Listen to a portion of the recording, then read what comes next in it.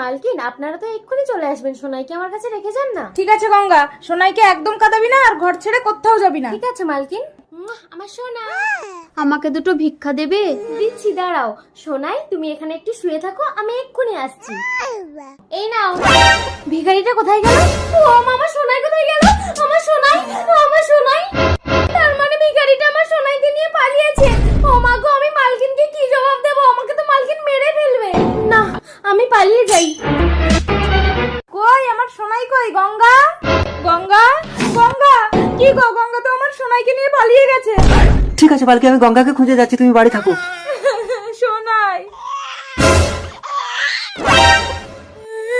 এই তুই কে? আমার ঘরে ঢুকে আমার সোনাইকে দুধ খাওয়াচ্ছিস? না, এ আমার ছেলে। না, সোনাই আমার ছেলে। আমি একে দেবো না। কে কোথায় আছে? ছুটে এসো, আমার সোনাইকে নিয়ে পালাচ্ছে।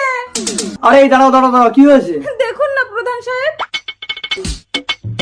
প্রধান সাহেব, তার মানে পরিষ্কার এই বাচ্চা না প্রধান সাহেব, এ আমার ছেলে। কি করে? ওর কোনো সন্তান হয়নি বলে ওর স্বামী আমার ছেলেকে এনেছিল। প্রধান সাহেব, এদের দুজনকে বলুন বাচ্চাকে বুকে দুধ খাওয়াতে, তাহলেই প্রমাণ হয়ে যাবে এই বাচ্চা কার। হ্যাঁ, তাই হবে। প্রধান সাহেব, আপনি হয়তো জানেন না, সব মায়ের বুকের দুধ হয় না। এই মাথা মোটা দল, তোরা চুপ কর। দেখি বাচ্চাটা আমার কাছে দাও তো। আরে প্রধান সাহেব, কি করছেন? বাচ্চাটাকে বৃষ্টির মধ্যে রাস্তায় শুয়ে দিচ্ছেন। এই বাচ্চার কান্না শুনে যে চুপচাপ দাঁড়িয়ে থাকতে পারবে সেই বাচ্চার প্রকৃত মা। আমাকে চুপচাপ দাঁড়িয়ে থাকতে হবে। না সোনাই, আমি যে তোর মা।